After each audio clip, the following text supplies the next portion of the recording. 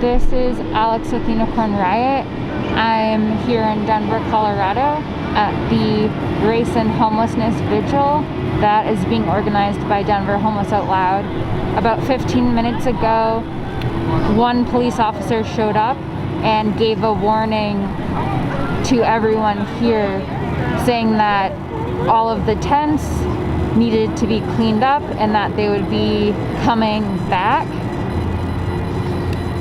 Someone responded saying that this is lawful, it's a lawful assembly, and the police officer responded by saying that will be decided in the courts, suggesting that they might intend to write citations or arrest people. Everyone that was staying warm inside tents is now out of the tents. It's below 40 degrees here. The low tonight in Denver is 24 degrees, which is freezing, below freezing. So folks were resting and staying warm inside the tents. So everyone here is waiting for cops to show up and for the cops to tell everyone to probably break down all the tents, and we'll see what happens from there.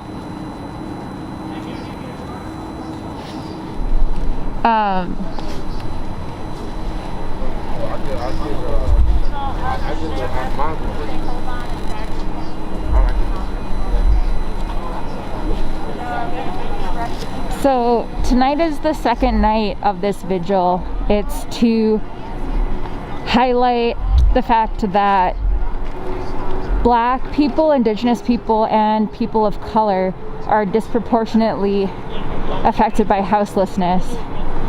And that's a fact in Denver as well.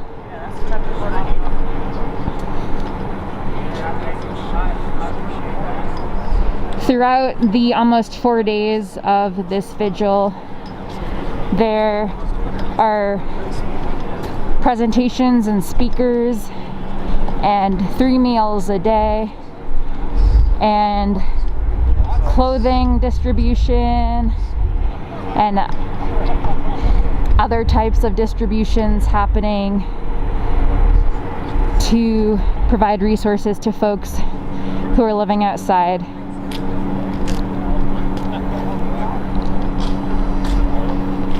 And the vigil is right across the street from the Denver City and County building, which is Denver City Hall. Last night the cops showed up here around 6 or 6:30, and they asked if anyone was inside the tents that were set up, and folks responded by saying the tents were props. There were about a dozen tents. And cops went down the line, shaking each tent, seeing if anyone was inside. There were 3 people inside tents, resting, keeping warm and safe and comfortable. The cops told them to leave the tents, gave them 15 minutes to do so. One of the people is in a wheelchair, so it was gonna take that person longer, but nonetheless, the cops gave them 15 minutes, and an eyewitness told us that at least one cop actually set a timer for 15 minutes on their watch. So after that, the police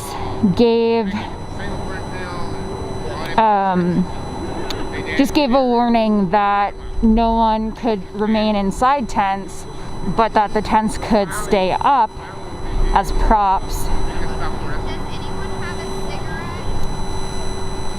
And that's what happened. And after some negotiating with organizers with Denver Homeless Out Loud, the cops decided to provide 40 motel vouchers for one night, for last night.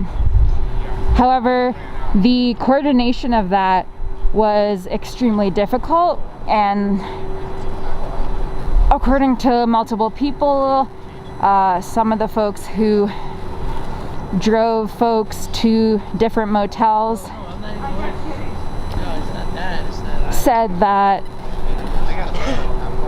the cop who was supposed to help coordinate didn't show up to the motel, and that the cops were trying to get folks into hotels that were pretty far out of the city, including one in Wheat Ridge, which is at least a 20-minute drive from here. So if folks had stayed in Wheat Ridge, that means they would be stuck out there, all the way out there, away from their community in Denver, and they would have to figure out a way back downtown. Jerry from Denver Homeless Out Loud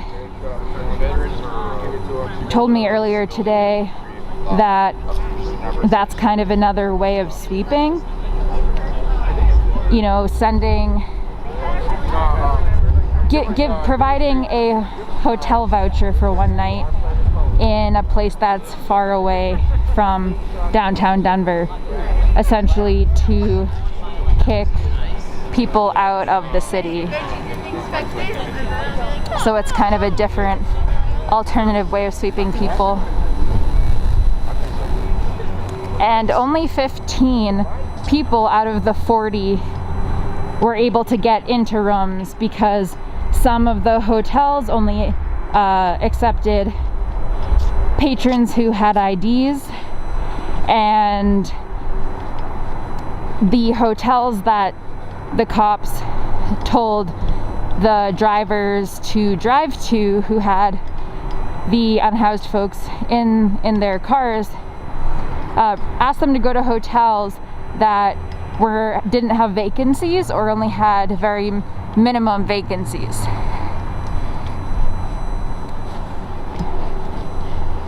This is the row of tents tonight. It's bigger than last night. There's 1, 2, 3, 4, 5,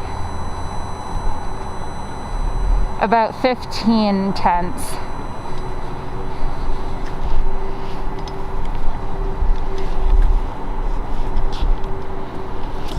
So again, we're in Denver, Colorado.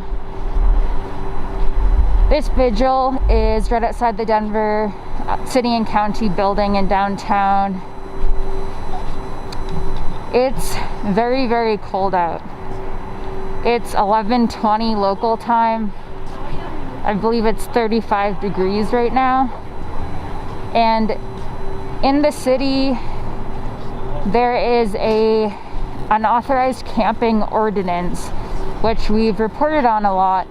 But to remind folks what that means is it is illegal to cover yourself with anything on top of you or underneath you to protect yourself from the elements other than the clothes on your body. So in the winter, and right now when it's 35 degrees out, people who are without housing and don't feel safe or comfortable in a shelter, so therefore they need to sleep outside.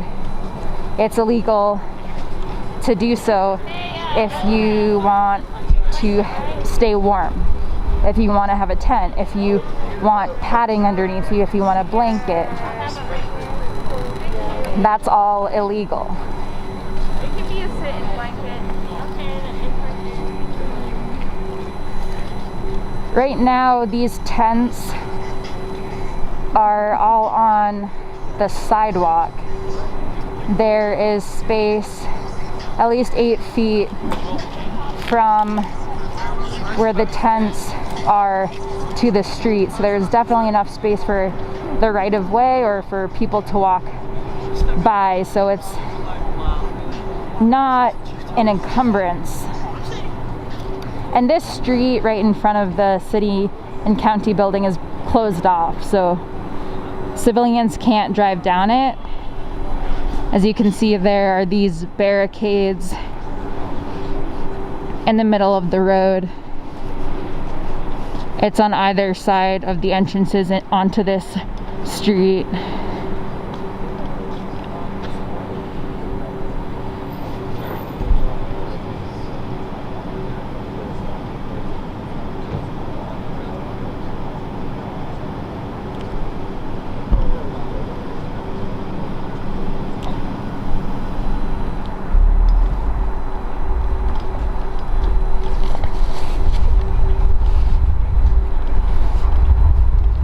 Something that's important to point out also is that most of the vagrancy laws and the laws that criminalize acts of survival for unhoused and poor people in this country are based off of laws that targeted newly freed black people right after the Civil War. They're called the Black Codes. And the Black Codes, part of them included vagrancy laws, which made it illegal to be unemployed if you were seen outside in public begging or just sitting around and not working. That was illegal. So folks are rallying a bit, so I'm gonna walk over. Y'all can go back in y'all tents, but be prepared to come out if they show up. And just remember, no antagonizing. Do not provoke them to arrest anyone. All right, because that's not going to do us any good, because the news people are not here, and you know it's not going to look good for us. And most of y'all are house people, and they're definitely not going to look good for the unhoused who we out here doing this action for. And it's gonna take the attention off what we're out here to come to do. All right. Okay. So if they come and they ask you to come out your tent, just come out your tent. Don't say nothing. Don't provoke them, and just stand right there by your tent. All right. If you want to hold hands and make a stance, that's fine and good. Okay. I will do all the talking, if y'all don't mind, and just like it was last night. And if they don't want us here, if they don't want us out here doing our action, and for the unhoused, if they want to spend another $4,000 to put y'all in a room for tonight, so be it. All right. Okay. And on that part, we are going to say call Days Inn first, because they had the most room available. We're not going to put up with that bullshit they did last night. And let's go ahead and get warm up, okay? All right? Yes. They didn't even hold up the end of the deal like I heard. No, they didn't. That was intentionally done that way. So Jerry, what he did too, he's going to give another warning for you to get out if you're not out of the tent, because they have to give at least 2, and he said that when he came, that was our first warning. Oh, well, but the thing about it was, he did not knock on the tent. Yeah, I know. We would prefer him to work. They're doing it how they do it, though. They fucked up.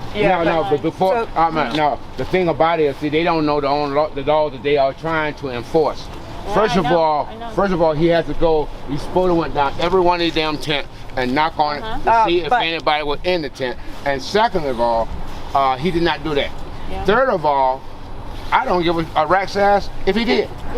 So for one, it is cold as hell out here. Yeah. And you are not finna send us people who is just trying to survive out here until this goddamn cold ice, and it's supposed to even be a what you call a freeze warning. Come on now. So we would prefer that they just talk directly to Jerry than every individual, because if they start talking to every individual, then they can start doing warrant checks and shit. Yeah. So it's a lot better if they just talk collectively to the whole group through Jerry than each individual. So, girl, I need to know who I'm talking to, and I'll ask for your ID. Yes, you got a question? So does that mean we'll pretty much, like the people that want to sit in the guards will pretty much see and hear whenever the cops are coming? Well, actually, sweetheart, little angel, the park is closed right now, so I prefer y'all be on the sidewalk, because at this time of night, ain't no fucking body riding no bicycle, ain't no cars can't come through, and people are not walking because it's cold tonight. So it's not going. On the grass, they can give you a ticket. Yeah, they can give you a ticket as well for trespassing in the parking lot. Park curfew. You want to go to jail for park curfew? No, I'm too pretty. I'm freaking love this. I hear y'all on that. Okay. So I'm taking her.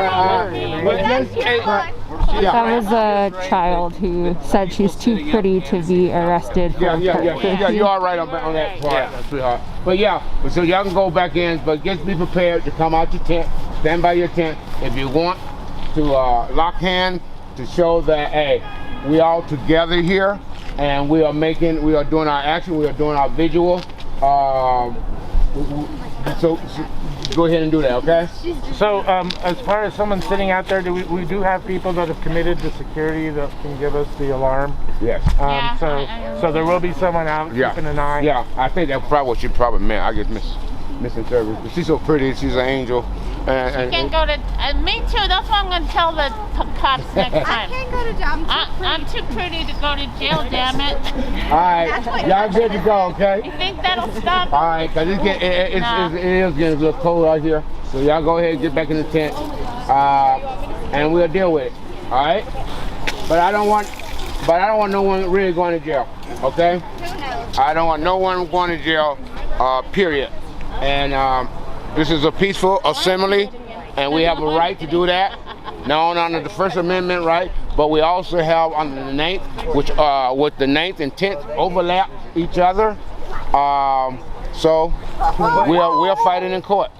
I got no problem with fighting in court. I got no fight in doing a class action lawsuit.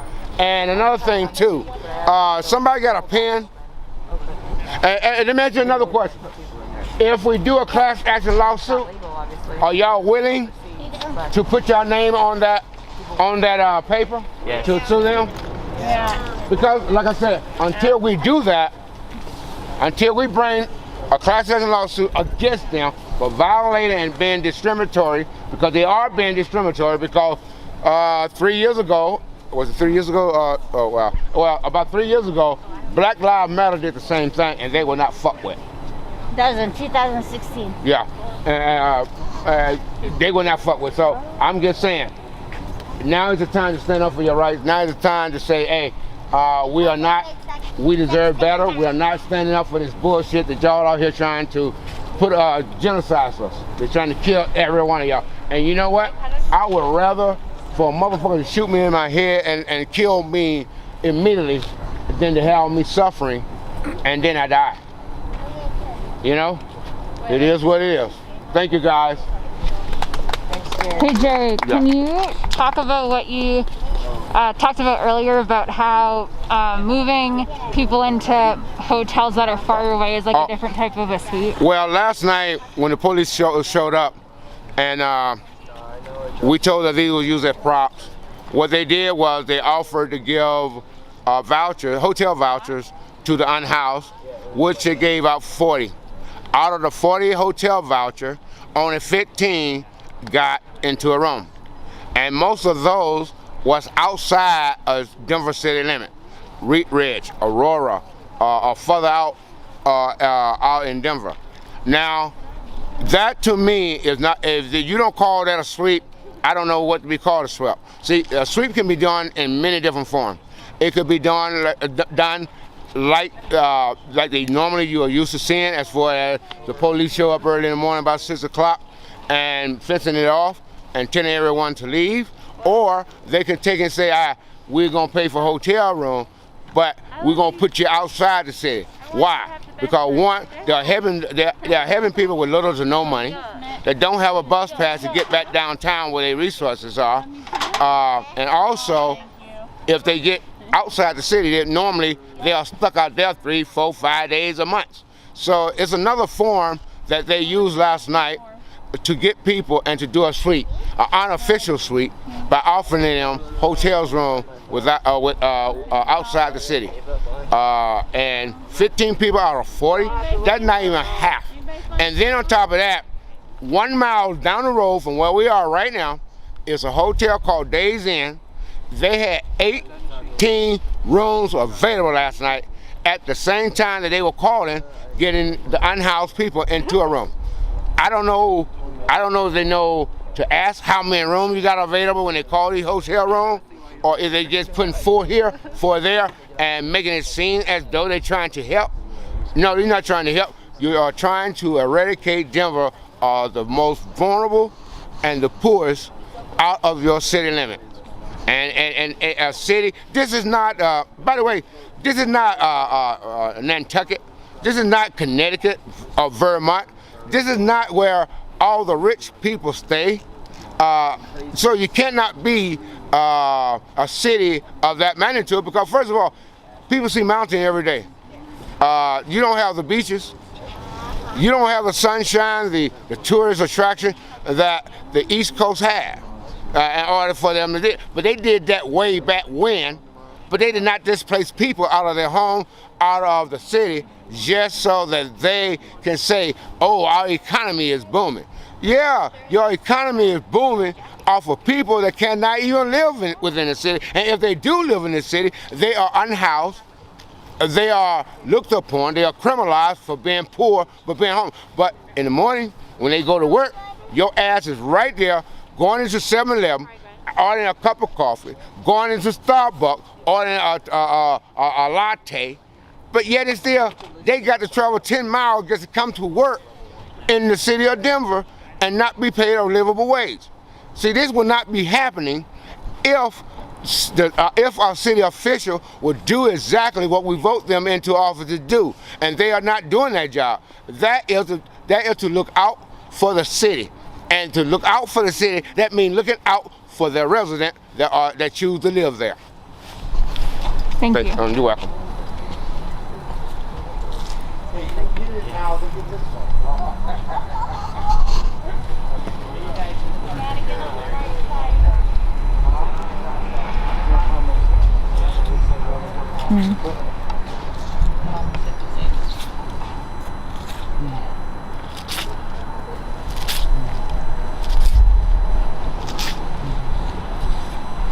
So we are still in Denver, Colorado,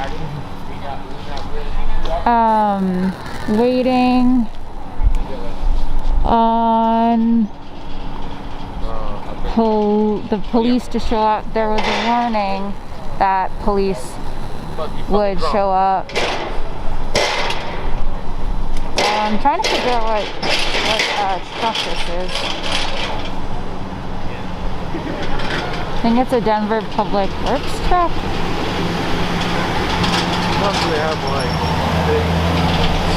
Or it's parks in the back. Okay. Yeah, a police officer showed up here at 10:45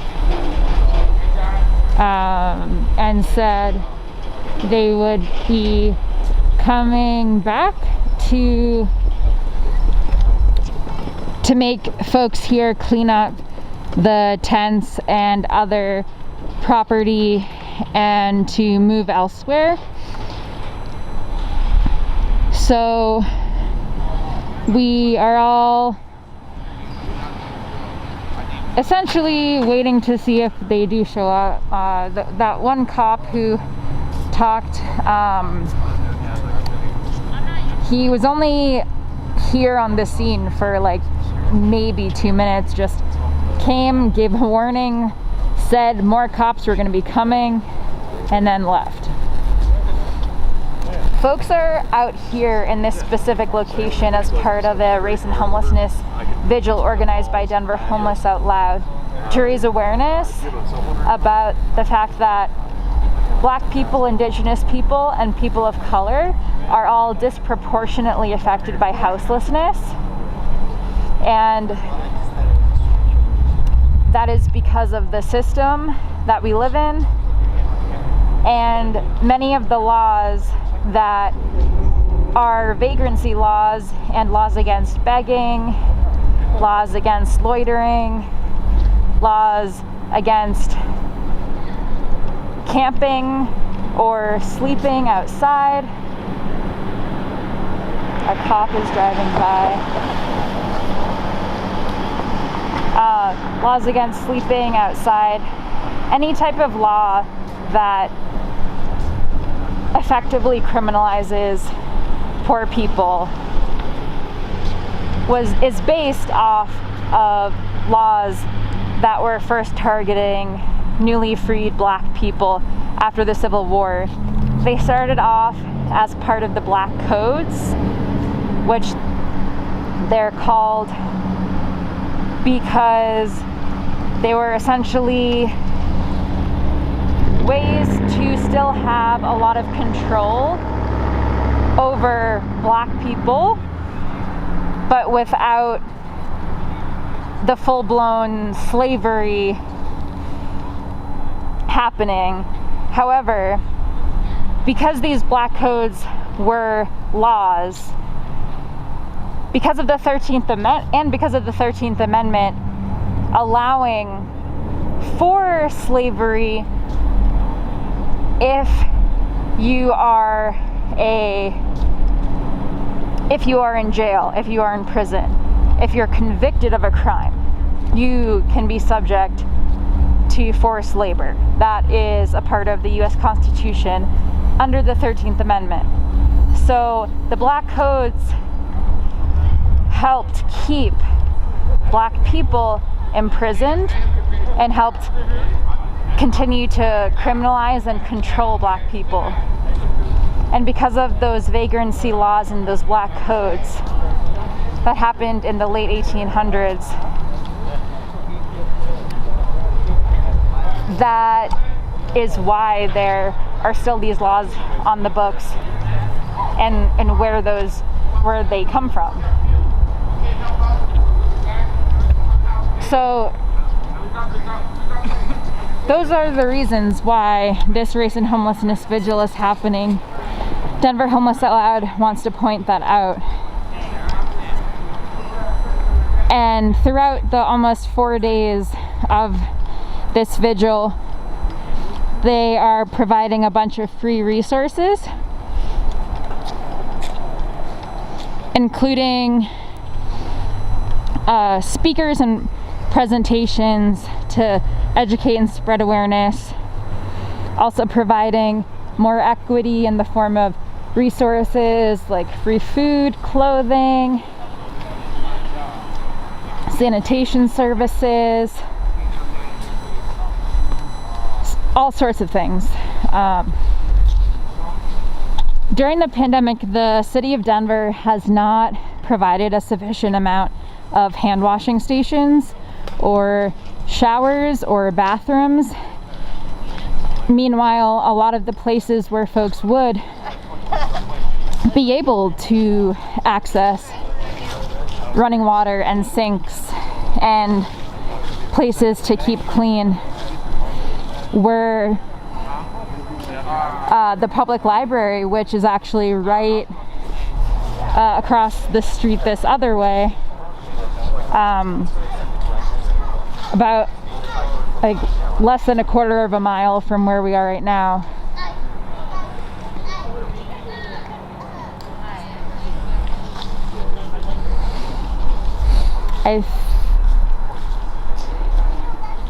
There are park rangers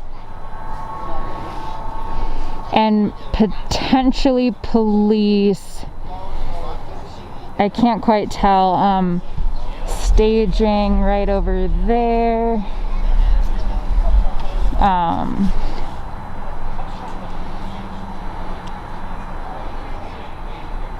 I think that is just the park rangers. This park closes at 11 p.m. Even though it's a public park, it does close. But that's not a rare thing for parks to have closing hours.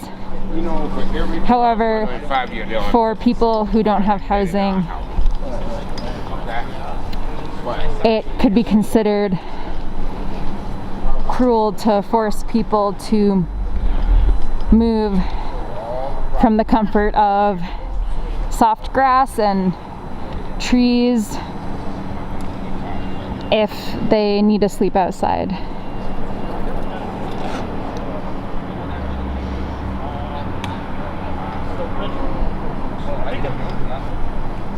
The police did not say exactly when they would be showing back up here. They just said they would be coming back. Folks were assuming it would happen closer to 11 because that's when the park closed. And last night, apparently, they told a couple of people that I talked to that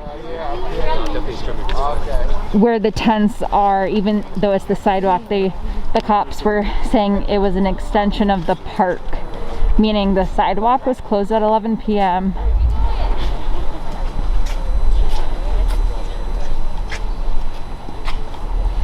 There are at least 15 tents.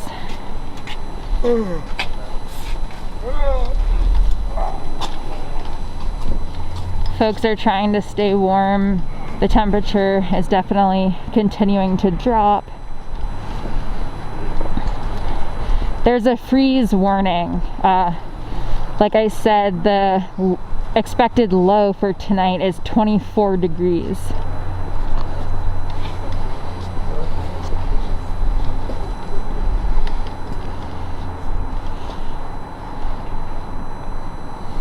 And this is the City and County building, Denver City Hall. Has a metal fence around its entirety, which was put up when the protests started happening after George Floyd was murdered.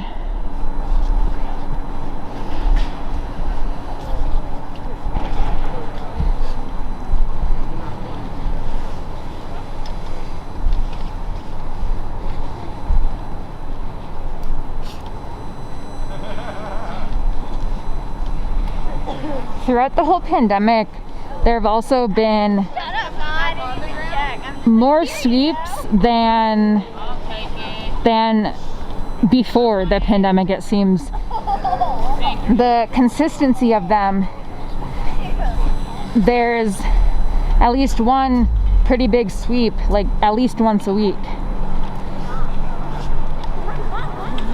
And CDC guidelines state that it's unsafe and unhealthy for folks who live in encampments to be moved around, because then they come into contact with more people than they would if they weren't moved.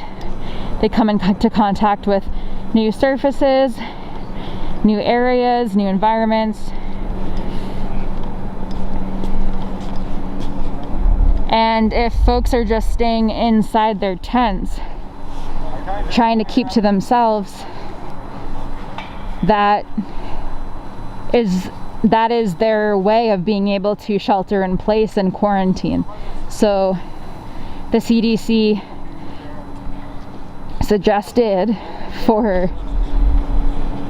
cities to not sweep encampments, yet Denver and other cities across the country, we've highlighted some situations in Philadelphia and in Minneapolis where they have been sweeping encampments during the pandemic as well.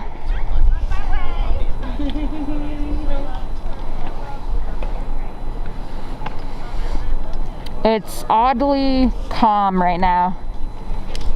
Folks here were really expecting the police to show up already, so it's unclear what's happening.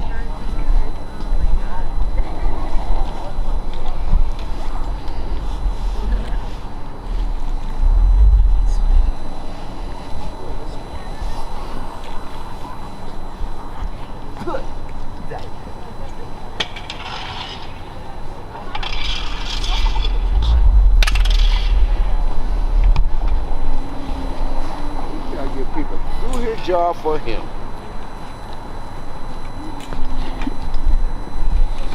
Almost 2 weeks ago, there was a class action lawsuit filed against the city of Denver, including politicians, both Denver Mayor Hancock and Colorado Governor Jared Polis, multiple Denver police officers, and multiple state troopers as well, and I believe some other people. And that lawsuit was filed against those individuals for conducting the sweeps illegally. So there have been some sweeps where notices have not been pasted and posted up. And because of another lawsuit that was settled a few years ago now, there were agreements, legal agreements, made between Denver and the lawyers in the case. I don't know why it's blurry. Hold on.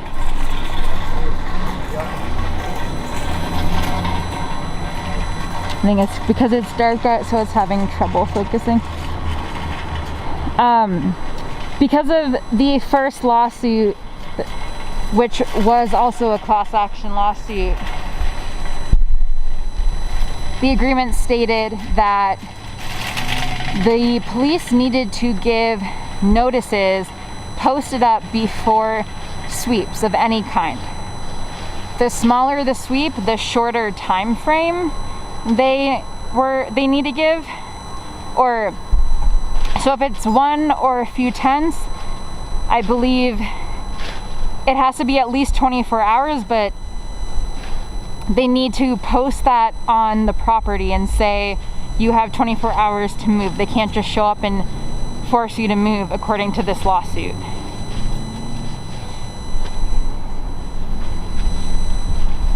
But for larger sweeps, they have to give one whole week.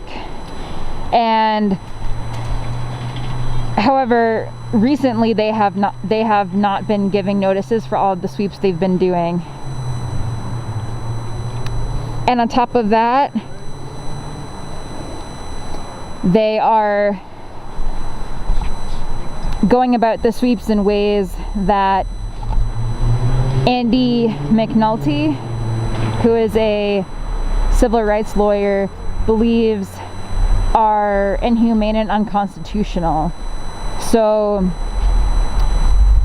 Denver Homeless Out Loud, along with individuals who are unhoused and any number of people who are similarly situated, that's Park Ranger, and others who are similarly situated are also part of the lawsuit, the one that was just filed. So as part of that lawsuit, it was requested that a temporary restraining order be put into effect to stop sweeps until the lawsuit is able to go through the courts.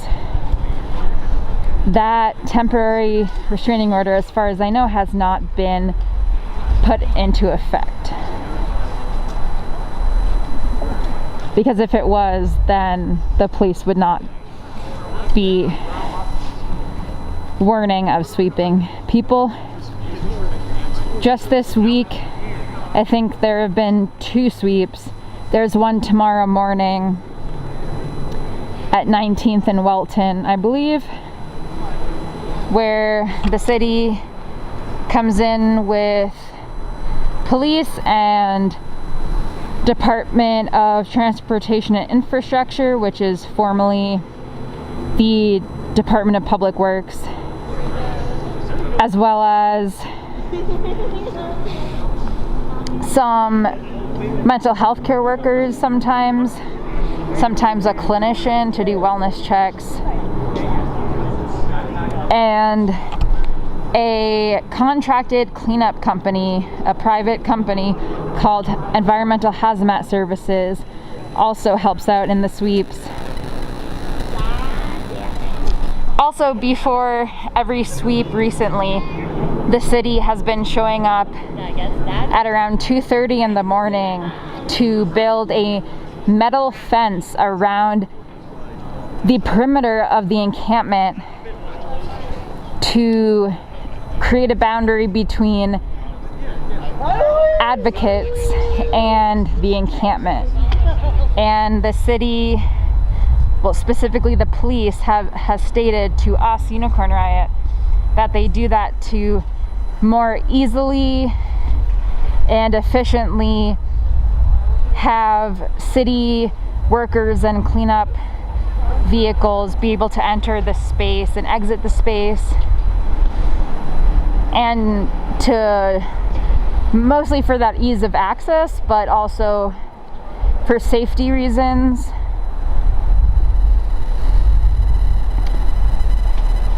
However, when advocates show up, it's primarily to assist helping people move their belongings, because like with anyone, if you end up living somewhere for months at a time, you tend to gain some extra property and belongings, maybe a chair, maybe a mattress, etc.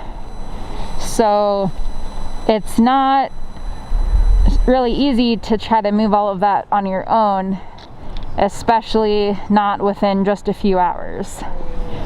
So folks try to help when those sweeps happen, and it's harder for folks to be able to help out when there's a metal fence blocking off the encampment area.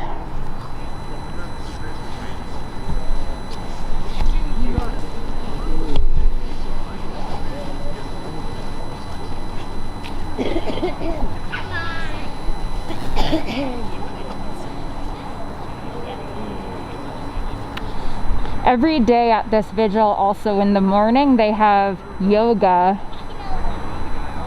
So that's another class, free class that's offered.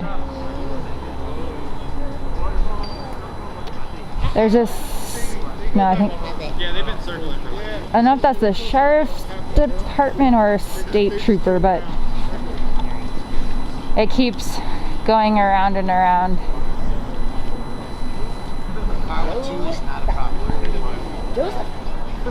Yeah, no cops have actually pulled up and parked since the initial singular cop who came to warn everyone almost an hour ago now. Let's see, more than an hour ago. So yeah, it's unclear when they'll be back.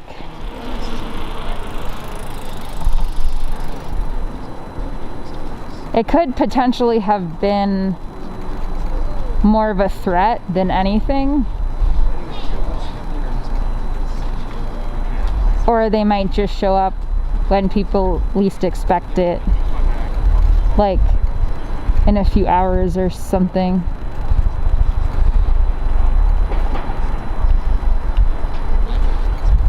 But we'll stay live for a little bit longer to see if they end up showing up.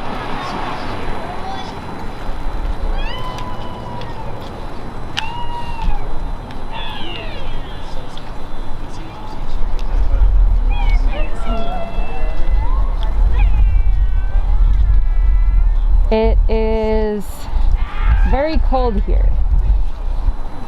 I'm gonna set the tripod down for a second.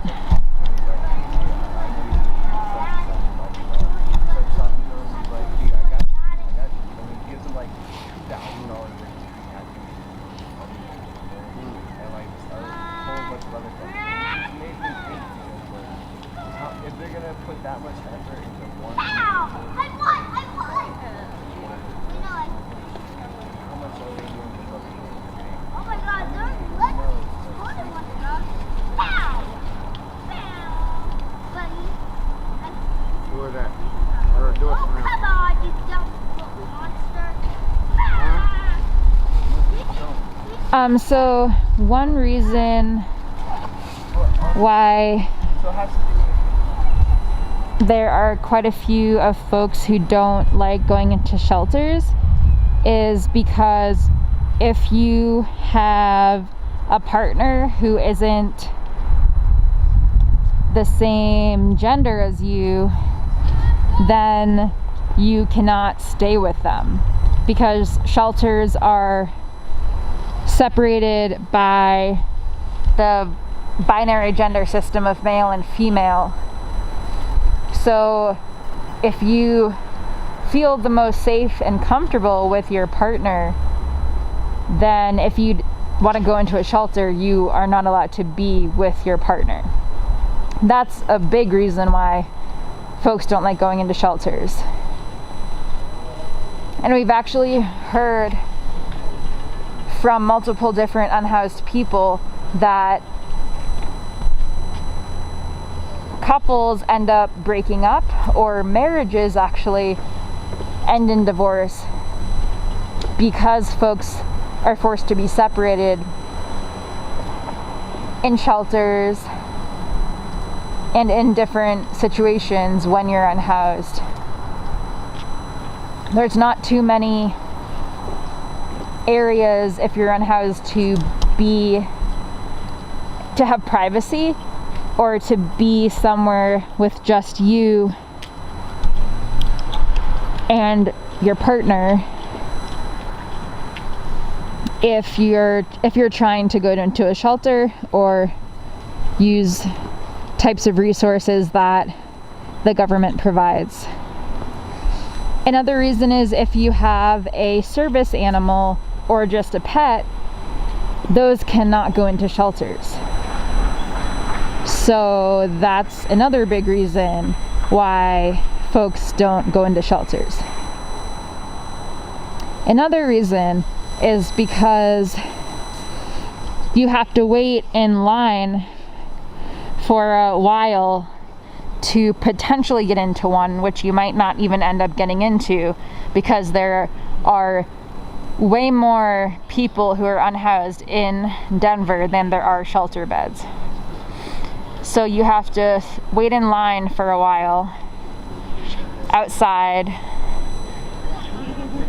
to potentially get into a shelter. And then when you're in there, it's very crowded and you don't know who you're around. They might all be strangers, they might be people you don't get along with, they might be sick, they might be, you just don't know. You're surrounded by tons of different types of people all packed in to one building. And then you have to wake up super early the next morning. Everything is super regimented. There are just very strict guidelines. I believe all of the shelters in Denver, you need to be sober to get into also. Some even do breathalyzers. Another reason is many shelters are run by religious organizations, and some folks don't feel comfortable with that, especially when the type of religion it feels like it's being kind of forced onto you as part of being able to stay in the shelter. There are also bed bugs in shelters, and all different types of situations arise when, I mean, I've heard it been called this many times by unhoused folks who have gone into shelters, that it's like an animal shelter. There's just tons of people packed in that you need to leave your dignity at the door when you go into a shelter.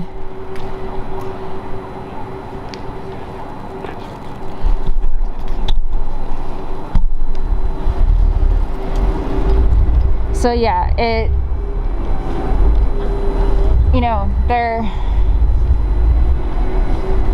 shelters are definitely not the answer to, and not the solution to helping folks not be sleeping or existing outside. A lot of money is put into the shelter systems, yet there's not enough money put into affordable housing for folks who make little to no income for whatever reason. If they're differently abled, if they're sick, if they're hurt, if for whatever reason you just can't work, if you're elderly, there's a lot of reasons why someone is not able enough to work, and the amount of hours necessary to be able to afford rent in Denver. There are studio apartments that are, the entire apartment is the size of some people's bedrooms, and those are at least $900 a month.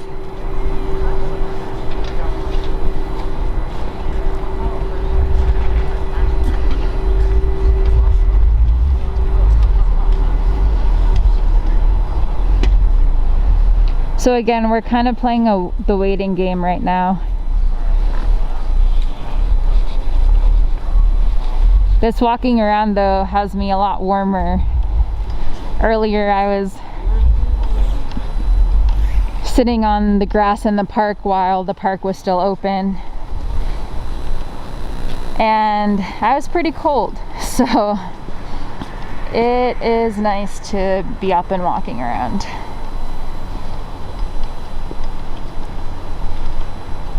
The sprinklers are on right now in the park.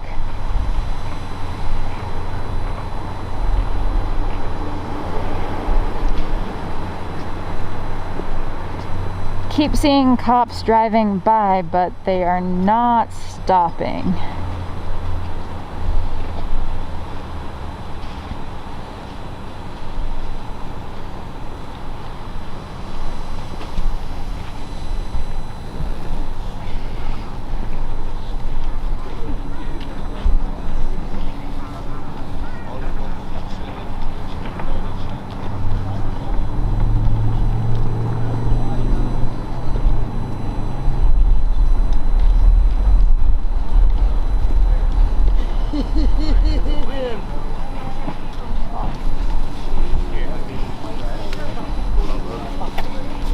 Some folks are lying down, resting, keeping warm.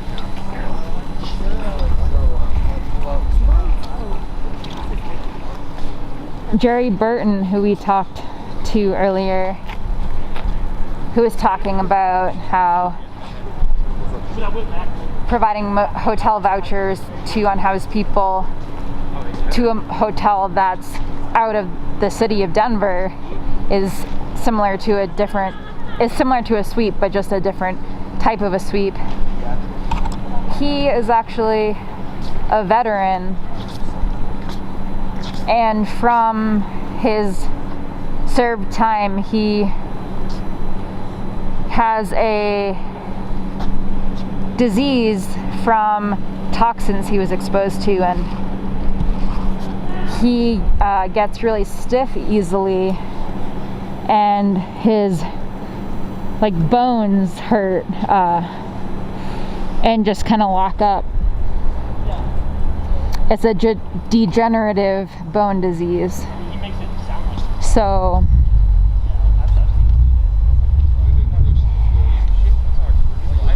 I just passed him. He was lying down trying to keep warm. And that's another huge aspect of houselessness, is that a lot of folks are veterans. And it took Jerry a while to finally have the VA, the Veterans Affairs organization, help him out to get housing. Because again, I feel like I say this on every stream recently, that there's literally just not enough affordable housing available. That's really the case, and that's why there are so many people on the streets. And from this pandemic, with people losing their jobs and not being able to pay rent,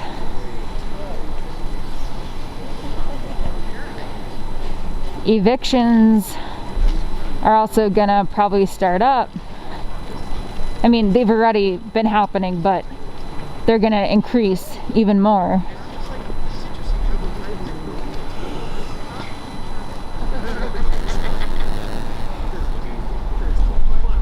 So the rise in houselessness, we're gonna see that increase as well.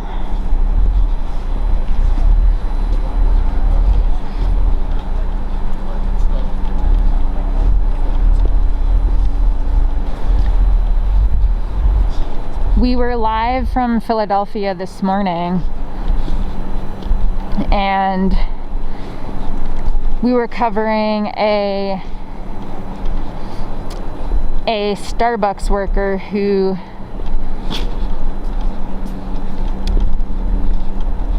was expressing that they were treated unfairly by their employer, which is Starbucks, and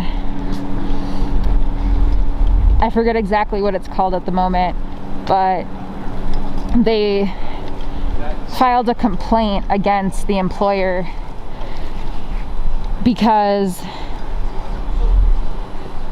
like, for a labor law, because the employer was retaliating against this individual for them standing up for themselves.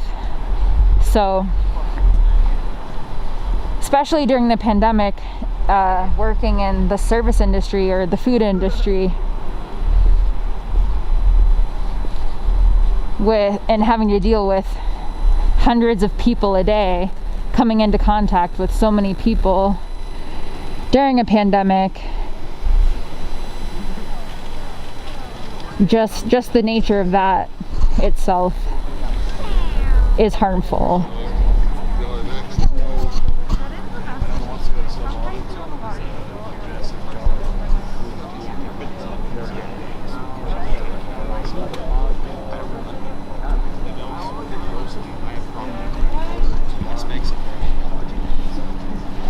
If you all appreciate our continued coverage of houseless issues and the advocacy surrounding houselessness in Denver and in other cities across the nation, we really appreciate any support you're able to give.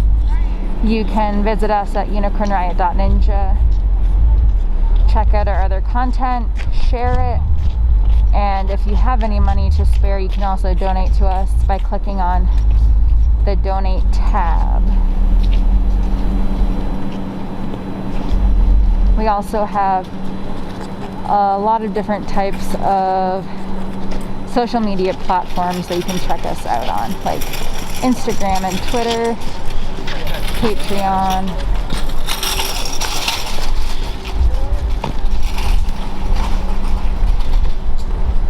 YouTube, Vimeo, all sorts of places.